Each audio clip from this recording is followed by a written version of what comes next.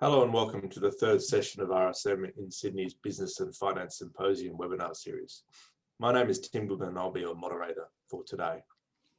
Just a little bit about me. I'm a partner in the Sydney office of RSM and a director of the Corporate Finance Division. I joined RSM in 2018, focusing on providing transaction advisory services to clients throughout Australia in the mid-market, and have been involved in a significant number of cross-border transactions throughout Australasia and Europe. Just some housekeeping for today before we proceed. This webinar is being recorded and will be sent to all attendees later this week. We encourage you to participate in the discussion, and Darrell will have some questions for you to answer through the chat button function at the bottom of your screen. If you do have any questions for Darrell or about his presentation, please type these in the Q&A box and we'll address it towards the end of the session. Today's session, Customer Appreciation, the gold standard in CX, will be presented by Darrell Hardidge.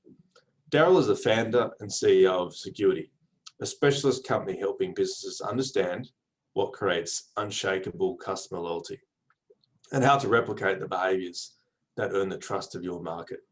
SAGUITY have surveyed over 750,000 customers and are the innovators of the new service excellent metric Appreciation Certified, which is trademarked. This powerful new measurement tool benchmarks service standards, assesses client relationships, drives highly effective innovation, and keeps your business front of mind and highly relevant to your market. Darrell is a leading speaker and trainer in customer experience strategy and is highly sought after to deliver presentations and in-house workshops for optimizing CX. Darrell works with CEOs, academics, and entrepreneurs to help them develop market-leading service excellence strategies. Darrell is the published author of The Client Revolution and the bestseller of The 10 Commandments of Client Appreciation. Darrell's session ties in with the first two sessions held last week, which focuses on how business can position themselves towards recovery, what must be considered from a CX perspective, and why it is important to be customer obsessed or customer centric. In today's webinar, Darrell will do a deeper dive on the importance of customer loyalty as he covers the key principles that define your CX strategy, a 4-step framework to define a #1 service culture, the power of 10 out of 10 customer experience, and customer appreciation is a critical part of your CX strategy. I don't want to take up too much of Darrell's time, so let me hand over to him to commence the presentation. Thank you, Tim. Good afternoon, everyone. Great to be with you. And yeah, this afternoon we're going to have we're going to go pretty fast, but we're going to cover some very significant distinctions and principles around what sits behind, most importantly, the leadership and the culture of great teams that engage with their market to deliver what we call 10 out of 10 or service excellence. So we're going to interact a little bit. I'm going to draw things on flip charts here, so that way we can, you can take notes of these. I really encourage you to copy exactly what I do and take this to your team. It's being recorded, so if there's any chance for you to run a session with your team where we can replicate this, then please do. So I'm going to look at some distinctions that sit behind, as Tim mentioned, we've made a lot of phone calls. All our research is done on the phone. So it's very, very detailed feedback. And out of all of these hundreds of thousands of people that we've interviewed, we've found these common threads that are always there in these market-leading companies. And I'm talking businesses that exceed $1 billion in turnover all the way down to the SME business doing a few million. It actually does not matter how big the business is or what the revenue is. What's really important is how well the company serves its market and, of course, how well the team are engaged as well. So to start with, I'm going to ask you a question here. And this question is pretty much, think of it as your X factor. And this word I'm going to put in here defines basically everything that follows what you do in your business. This word is pretty much the essence of who you are as a company and who you are as a leader. And what I'm looking at is to be the #1 supplier to your market. And what I mean by #1 supplier is not just #1 in what you do. I'm talking about out of every invoice your customers pay, every one they pay, you're the #1 supplier to them. They see you as the greatest company that we deal with. And the big thing about 2020, as we know, it's been a very, very interesting year, and it's been dominated, of course, by COVID. And with that, it's changed the way we have to engage, especially the work from home scenario is separated teams, people aren't back together as much, and a lot of companies have had to change the way they do things. Now, what's interesting with this is that so many companies have had to react in such a rapid fashion in order to be able to deliver and maintain supply and what have you. But often what's been left aside is how do we actually check in with our market to make sure we're holding a standard. And the thing I would say is comfortable to assume, if that's the word, is that what worked really well in 2019, in what we used to call the old world of operating, in a so-called COVID normal, what you need to ask yourself is, are our standards today still serving a changing market? Because your team's working from home, your customers' team's working from home, and if you're B2B, and then from them to their market, a lot of their teams are working from home. So the whole dynamic has changed. But there are key distinctions that even in the research we've been running all through this year, they haven't changed. In fact, they've become more powerful. So in the chat box is the first question I've got for you. I want you to think about, what is this word? What is this X factor word? What is, what's your X to be the number one, the greatest company that your market deals with? So I'm going to give you a few seconds to quickly have a think about it. Type it in, and then I'm going to write this word in for you, because this is the word that determines everything that happens next. Give you a few seconds. I can see relevant, definitely a part of it. Thank you, Catherine. Anyone else? What else have you got? What's this X factor? Trusted advisor, definitely. That's a result of this word as well. So thank you, Catherine. 2 Catherines. Anyone else? One more. Okay, let's put it in.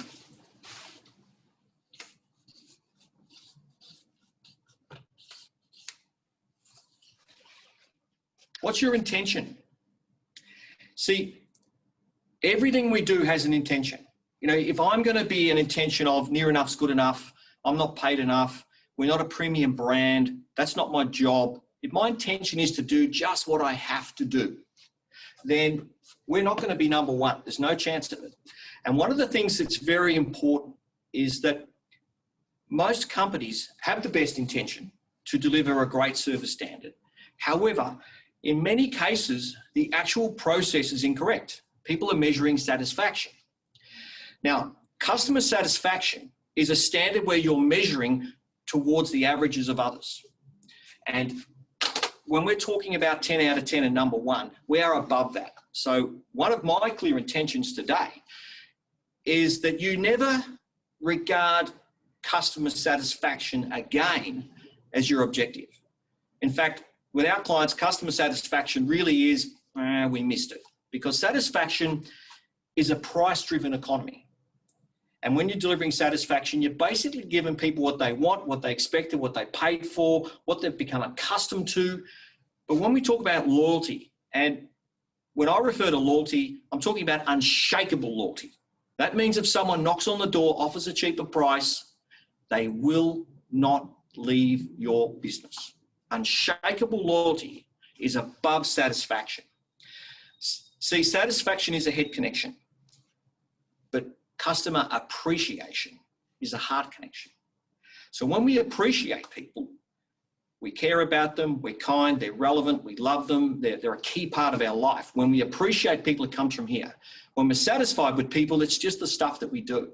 And so what you want to make sure is the intention of your team is to go above and beyond the satisfactory standards that people are used to getting in the market. 10 out of 10 and number one companies. And if you think of it this way, it does not matter what the product or service is. There's a number one in every single market, and rarely are they the cheapest.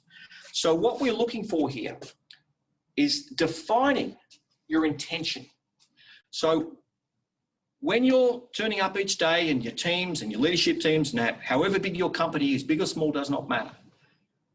What's your intention? Is your intention to be today and tomorrow morning when you start up, that whoever touches our company today, email, phone call, walk-in, delivery, whatever we do to connect with our market, today and every day, our intention is to be the greatest experience they have. Because if you achieve that, then you've got genuine appreciation from your market. And most importantly, you'll have that unshakable loyalty. Now, the interesting thing with the intentions is that through this whole COVID experience that we've all been through, it's having a dramatic impact on people's beliefs. And I know there are many companies dealing with all kinds of challenges with their teams at the moment. And I was just recently on a call with one of our clients, and they were talking about a manager in their business, and that manager had not left their door for 10 weeks, had not left the house. I'm from Melbourne, so we've been locked up for ages. We get out tomorrow. It's wonderful. But their beliefs were that it's not safe. So therefore, the way they are engaging with everybody was coming from a bit of a state of fear. And so therefore, what they had to do was look at, well, how do we create an environment so that the intention is clear that we're still going to be giving the greatest service experience? So we all have different beliefs, and these have been challenged a lot this year. And throughout your team, you'll find beliefs may have changed around what the standards were of 2019 compared to the standards now of 2020. So our beliefs, and this is no matter which part, I'm talking business here, I'm talking family relationships, health, wealth, does not matter. It all relates to this chart. These are like these critical 4 steps. So our beliefs lead to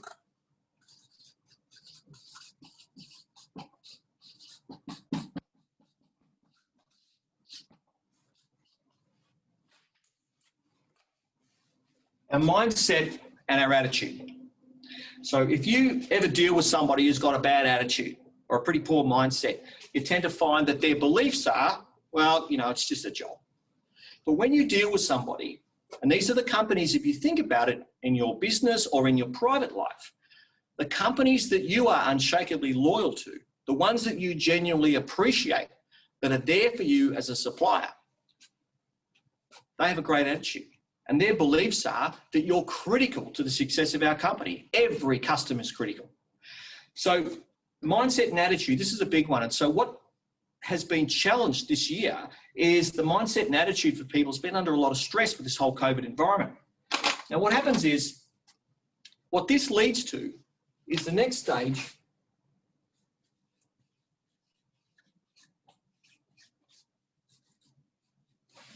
which is behaviour. Now, the behaviour is what people experience. So the behaviour of your team. Now, this is either face-to-face, on the phone, email, sending a box, package, whatever it is. We have a behaviour that we deliver in the experience. And that's underpinned by the mindset and attitude of everybody in the team. Not just the customer-facing or direct people, but it's everybody in the team. And I'll cover that in a moment.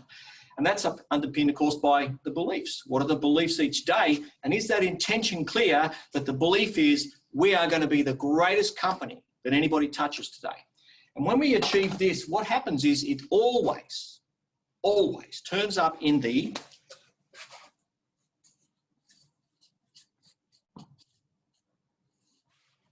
results that we get. Now, of course, these results can be things like absolutely unshakable loyalty, where you've got all of the wallet share possible. Your customers don't deal with anybody else unless they have to because you don't supply it. If you've got that result of an absolute #1 company with that clear intention, that's because they're reflecting on the consistent behaviour that they get from your company and your team. They know it's a behaviour that they can count on. They know it's what they become used to expecting, because the mindset and the attitude and the leadership of your team through your people to your market is that the belief is that we're here to serve, that we're here to be great for you. We're here to make that little part of your day just that bit better. That's who we are as a company to our market. So what we're looking at with these is coming back to leadership, which I've mentioned a few times so far. But leadership has got so many distinctions, and there's a great need now for extraordinary leadership, for companies to be able to step up and handle. And we've seen great leadership, extraordinary leadership, and we've also seen some pretty average stuff as well. So this is the distinction of leadership from W. Edwards Deming, D-M-I-N-G, known as the ninth hidden turning point in world history. And Edwards Deming was the founder of the quality systems of Toyota and Honda and Canon and so on. And what I love about some of the studies I've done on his work is it keeps it really simple, at least in the context being the fruit bowl and the content being the fruit, the context of leadership, it keeps it in simple terms. And so what we have is leadership measured against getting optimal results, not average results. That's what you get from satisfaction.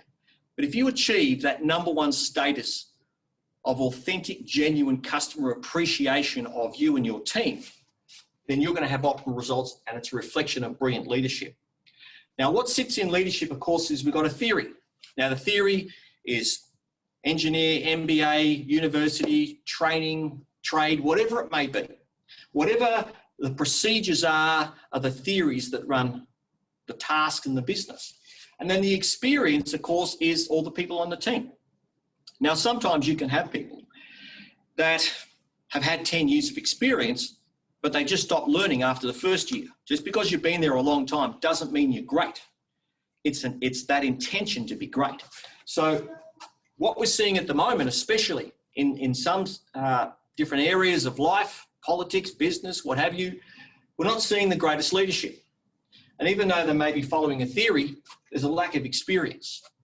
And the big thing too at the moment, and this is something that's very, very important that we're looking at, and it's defined around the distinction of value, is how do you make sure that you can cover these two when we're going into this kind of COVID normal where we really don't know what to expect. So there's very little experience, if any at all, around what do you do in a pandemic.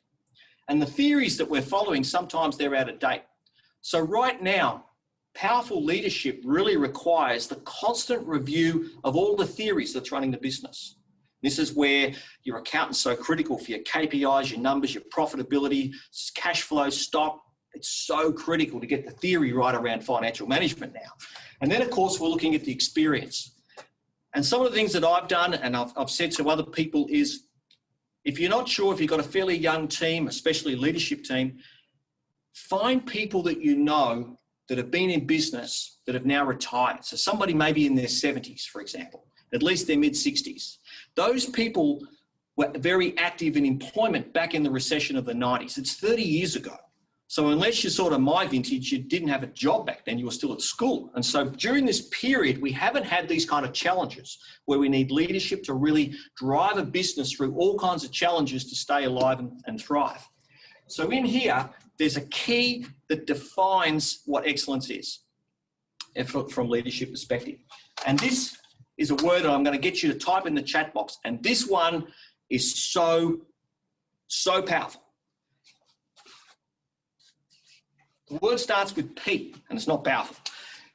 Please type in the chat box. I'll give you a few seconds to have a think about theory plus experience plus this word is the critical one to deliver optimal results and have outstanding leadership. Persistence, absolutely. We've got to have persistence. Without persistence, we don't get results. Purpose, we've got to have plenty of purpose. Yes, we have to have a lot of passion. I can see passion coming up quite a few times. They're all critical parts of it. And when I run these in workshops, we end up with like 20 different P words. It's amazing how many there are. But one more, have we? Yep. Okay, another one for passion. Yep, definitely part of it. Here's what it is.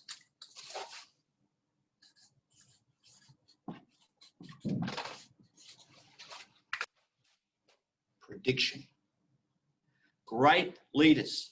If you think back in history and current times, the extraordinary women and men that have been known as great leaders, they followed a theory and they always kept checking to make sure the theory was up to date and relevant. They had experience and they also surrounded themselves with people with great experience. But most importantly, what defined their leadership was their ability to make predictions. And when they got it right, they reflect back on okay, the theory's checked. Theory's working, we've got that okay. The team, we've got the right experience in the team because we've achieved that optimal 10 out of 10 customer appreciation for a result. And the great way to measure this our way of looking at the most profound way to know that you've achieved it is when you get a referral. And not just a referral down the street, go there and get your petrol or something like that. I'm talking about a referral where it's personal, even where the referrer, your current customer, lets you know that they've recommended a friend. Now, when you achieve that kind of thing, that's because you've got profound leadership and delivering that great customer appreciation. So the thing with prediction is you've got to look at all of the processes in your business right now, all of the things that you do to make sure that you've got really powerful ability to predict service excellence, because that's what I'm talking about from a customer experience perspective. It's the leadership and the optimal results to deliver this brilliant service experience time after time without fail. And that comes from having this really clear intention right through the processes of your business. So the other thing is with this, when we're thinking about it,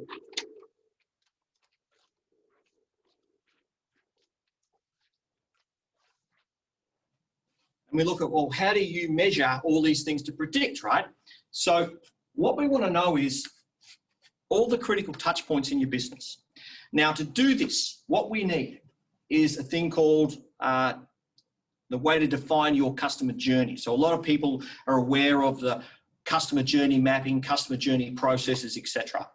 Here's a real simple way to look at it. Basically, this is your business and this is your market and your customers. So every business has marketing.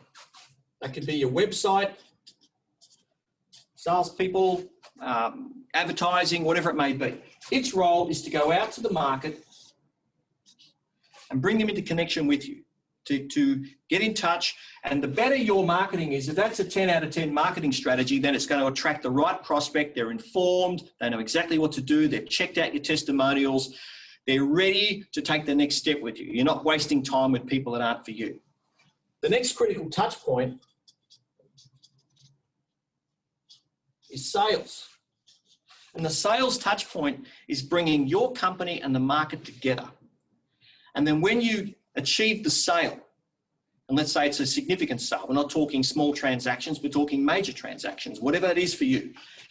When you get the sale, and that's a 10 out of 10 sale, it means that it's set up the new customer for a new journey to go on with the rest of your team.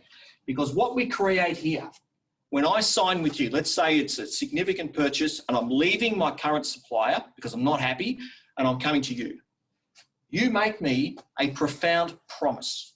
You are promising me that I'm going to get a far greater experience than the company that I'm leaving. You're promising me that you're not going to let me down. You're promising me that your team are going to be excellent in communication. You're promising me the right knowledge, that you won't overcharge me, that all of your processes are going to work. Because if you couldn't, and you don't, then I'm not going to get a 10, because I want to know what's this here. This has got to be a 10 out of 10 here. And so when you think about customer experience, it's the sum of all of the touch points through your business. So the other critical ones we have, just in summary, a team, operations, and I'll put counts in here. We've got knowledge, communication, and this is so important, delivery. I'll leave a question there. So what happens is, I find out about you through your marketing, I get in touch, I deal with your sales process and your team, and I love what I hear, and I sign up and I buy, and I now commit to you and I leave my previous supplier. Now I start dealing with all of the people on your team. And this is where we've got to make sure that everybody has that intention to be brilliant in the service experience, because I need the team, no matter who I talk to give me a great experience. And then it's things like your operations, and a key one is accounts payable, or accounts receivable, sorry. So what happens there is quite often you can get everything right, but the invoice is wrong. Or when I question it, I get a grumpy person in the accounts department. And one thing that is so important coming out of this era we're in now and potentially heading into a pretty rough recession, getting money is going to be tricky. You need to make sure that you're the top of the pile to get paid. because you've been such a delightful company to deal with, that your intention is to be the #1 supplier, the greatest company they deal with, so they feel almost obligated to pay you first. So you want to make sure that everything to do with your accounts process is absolutely impeccable, especially on customer experience. Then it's knowledge. Everyone I talk to, they should know what they're talking about. And if they don't, then how do you have a backup system? How do you mentor them? How do you onboard new team members to make sure they know exactly how to give me the right answers to things? And then, of course, communication. Now, communication, more than ever this year, and all of our data points to this, communication is without question the most significant touch point and behavior and process in your business to be absolutely optimal in. And it's not just a phone call or face-to-face. It's an email.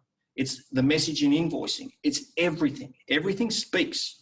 So you've got to make sure your communication is also 10 out of 10 because it's bouncing back and forth. So as I'm dealing with your business now, I'm dealing with all the members of your team. I'm dealing with your accounts department. I'm dealing with the knowledge across your business. And I'm obviously getting the best advice. I'm dealing with the communication of all parts of your business.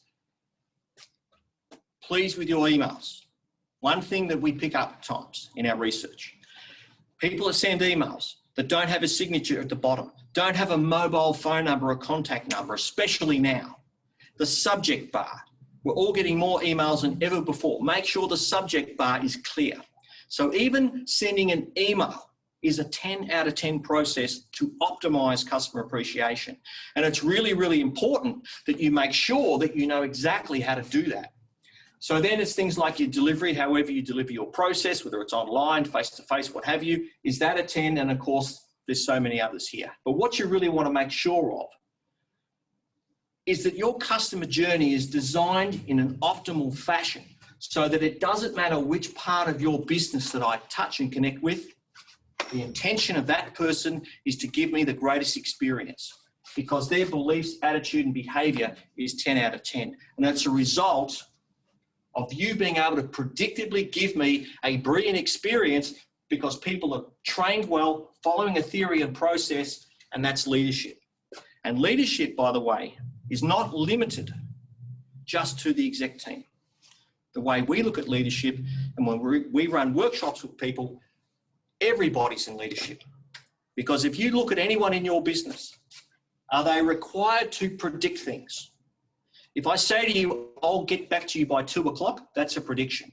If I say to you, we'll get your order out to you by Wednesday, that's a prediction. So everybody in your business is making predictions, even if it's to each other. I'll help you with that. Let me get that information for you. That's a prediction. So therefore, everybody's making predictions. We all need experience. And the greater the experience through the training and mentorship and so on within your leadership team ensures everybody's got that experience and they know how to follow all the theories and procedures that run your business. So everybody on your team does these 3 things. Have them understand that they are in a leadership position around their intention to be the greatest company that all of your market deals with.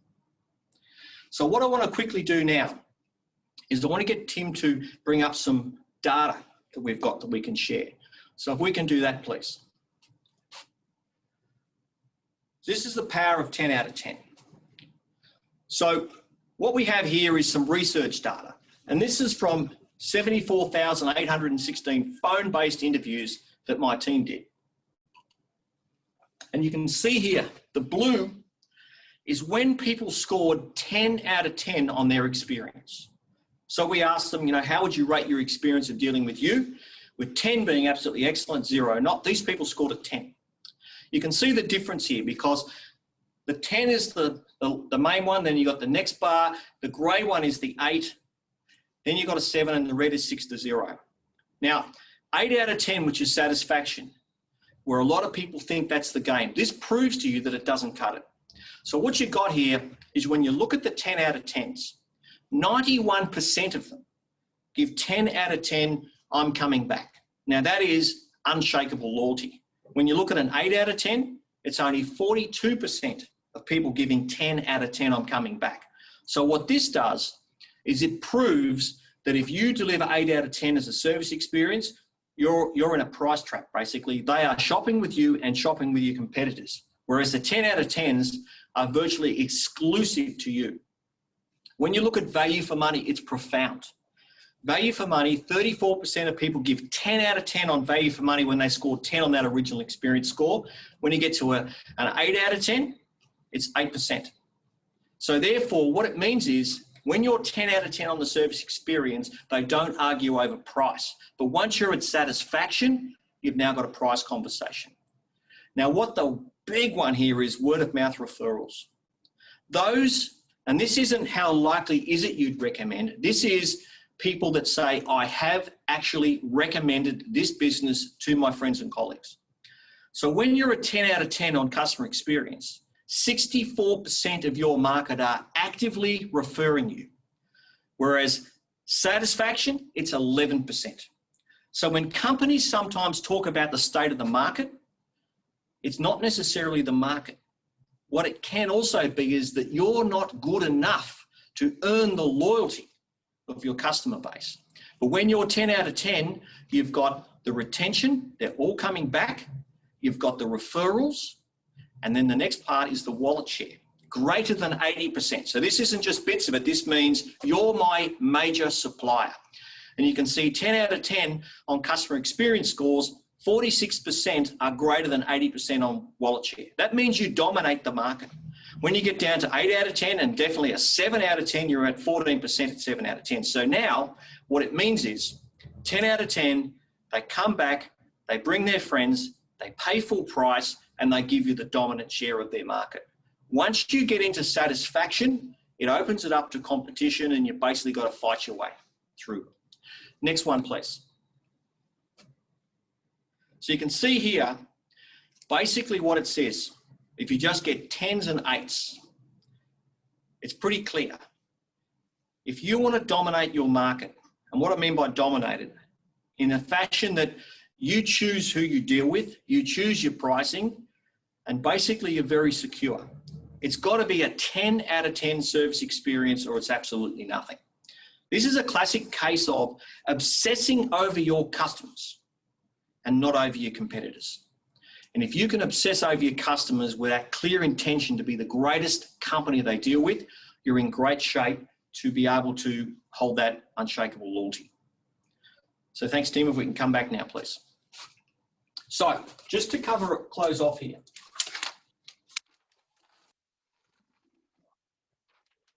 Number one in your market. And number one for you is your choice. You don't have to be the biggest, but you do need to be the best. And so if you can be number one, what it means is that you don't have to discount as much. And if you fill your business up with A-grade customers, you don't have to deal with dodgy customers that don't pay their bills or are disrespectful and rude to your team. Customer appreciation and 10 out of 10 means you get to choose the position you want to play in. And if you want to check this, just look at any number one company in any market and they choose who they want to play with. So this is the Deming distinction of quality. It's the quality distinction of Toyota. All I've done is adapt it to customer experience. It's a quality customer experience. And basically what you've got to do here is you must minimize throughout all the touch points, through all the connections I have with your team, all the touch points in your business, you must reduce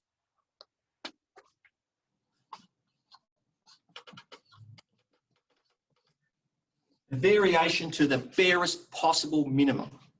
That means that if I walk in your business and I speak to a certain lady in your team and I get extraordinary service, and then I come back another time and I deal with someone else in your team and I get average service, that's variation.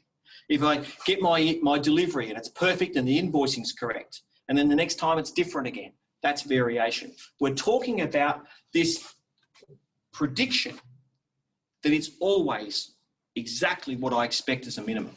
So when you've taken the variation out, you now achieve what we call the ultimate of customer experience. And that is where you've achieved maximum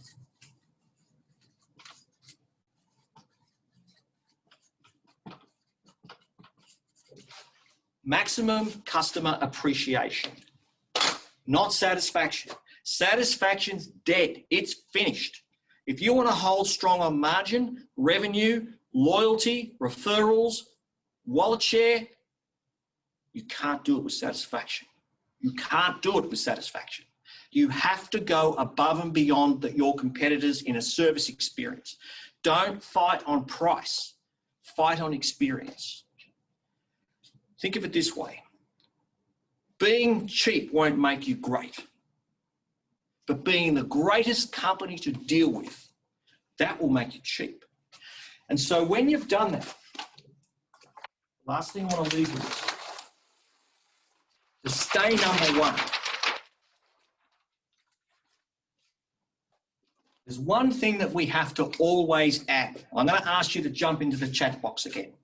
To be number one, to stay there, you must add what to your market? Please have a chat. Type it in, please. What do we have to add? Value. Perfect. Thank you. We must add value. And the great thing about value is it's got nothing to do with price. Now, if you look into your personal behavior of all the companies you deal with as a consumer, I guarantee there are companies you know you pay a premium for, and you're happy to do it because they add value. They add value in different ways. They add value in the experience. They add value in how they remember your name, how they save you time. And the big part of this is trust. Trust is so critical now in this market. So that sort of covers the basics of what I wanted to address with you on. I've gone really fast, so I hope you've been able to keep up. But the big thing here is my intention today was to have you understand that if you're fighting it out on price and you're finding business a bit tough, and there's no question this is happening, but what I'm hoping from today is that you can sort of think, well, what if we're just not quite enough to earn the respect and the trust and the support of our customers? What if there is something where, you know, part of our intention is, well, we don't charge for that, you don't get that, or we're not a premium brand, or that's not my job, or whatever it may be. If that intention is not perfect, a perfect commitment to serve, then you're going to find that you're going to have challenges. And that's what satisfaction is. So the key is this intention every day. You know, when you fire up the team each morning, or you all get together, however you do that now, think about what's my intention today? Is my intention today, with every email I send, every phone call I take, whoever I meet and speak with, is my intention to be the greatest experience they have today? Because if that's the pure intention from your heart, that's what appreciation is, then you're going to have this great result. It doesn't matter who I deal with in your business, because of this intention and their ability to predict excellence, you're a leading company now. You've got leadership in the market.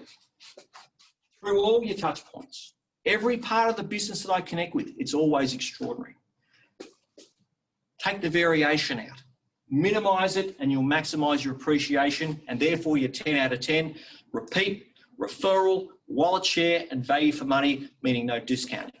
And of course, to stay number one, you must keep adding that value and keep finding ways to keep enhancing that value.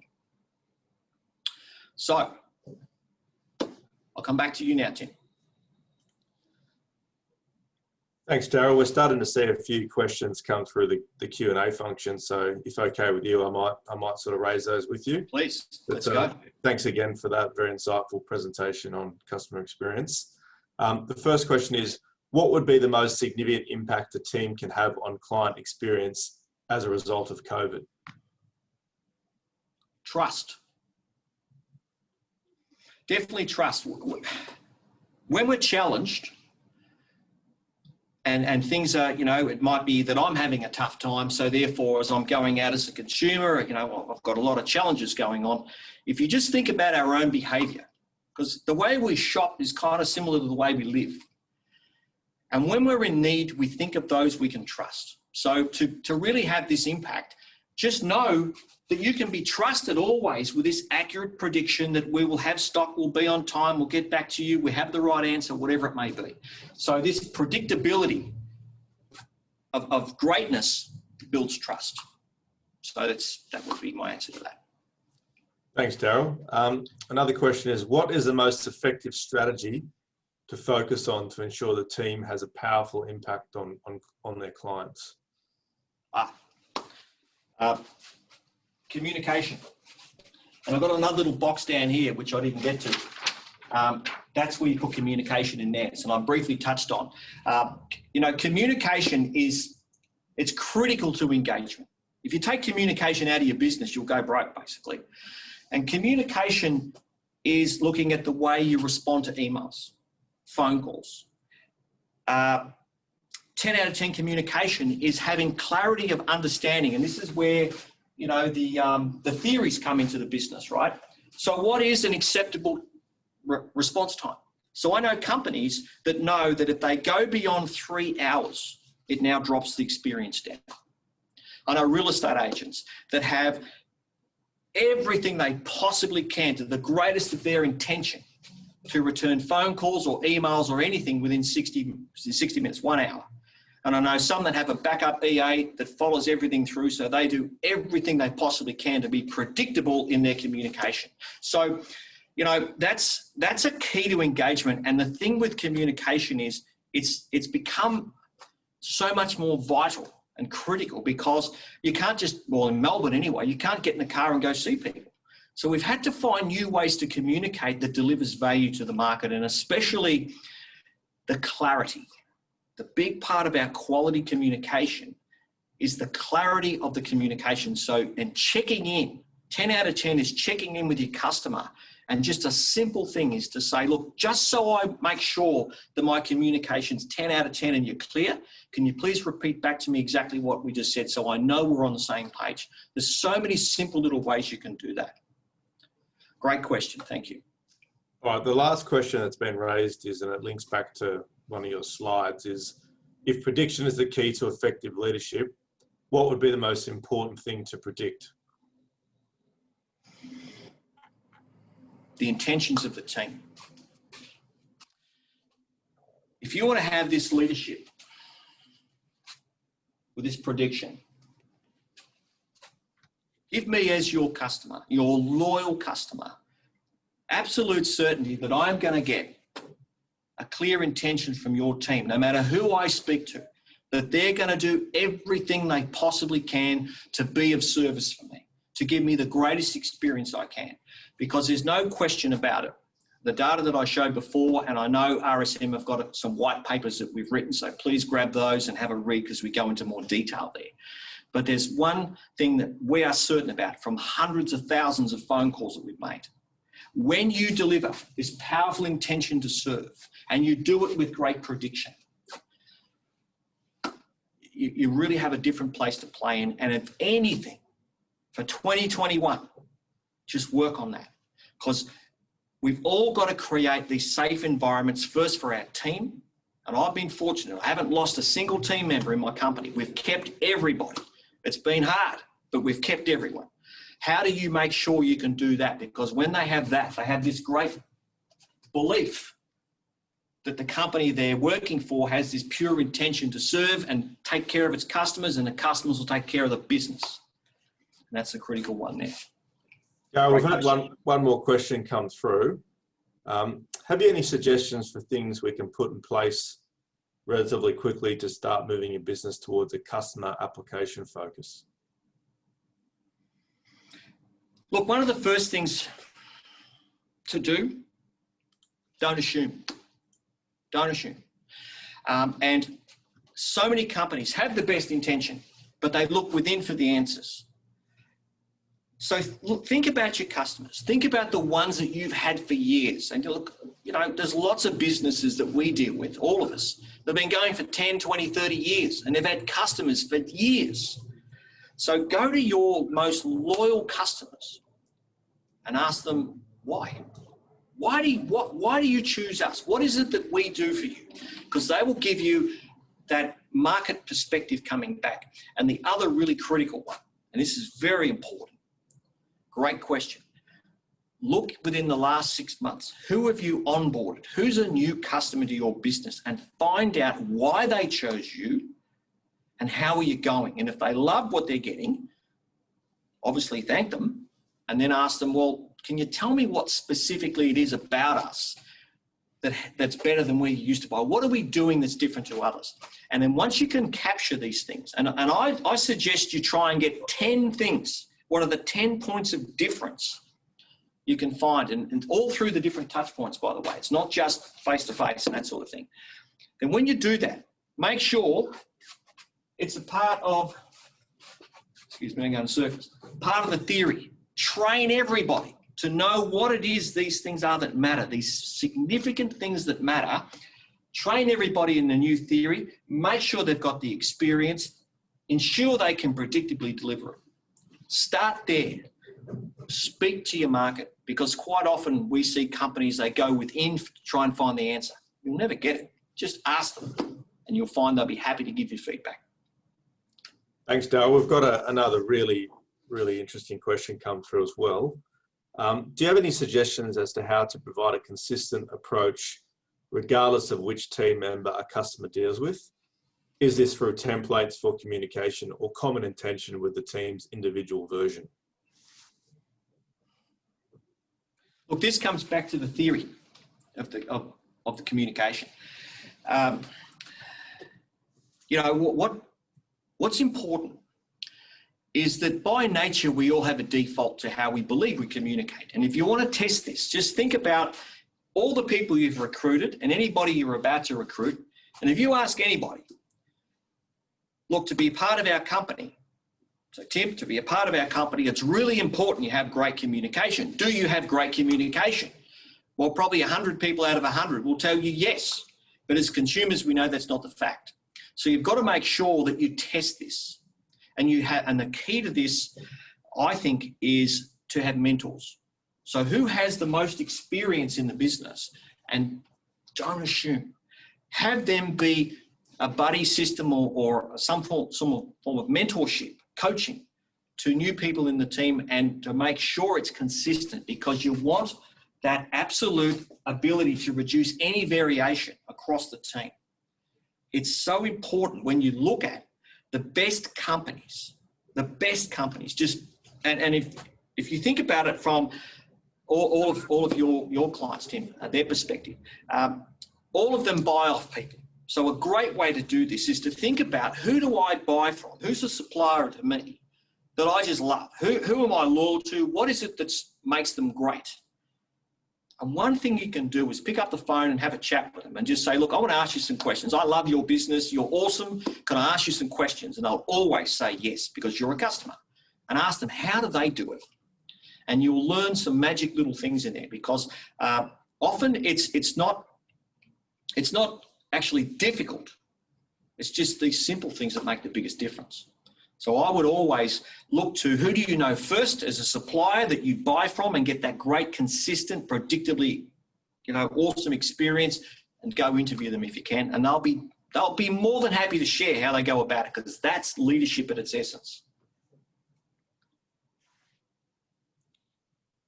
Thanks, Darrell. There's no more Q&A come through the functionality. So I think on that basis, we might close the webinar.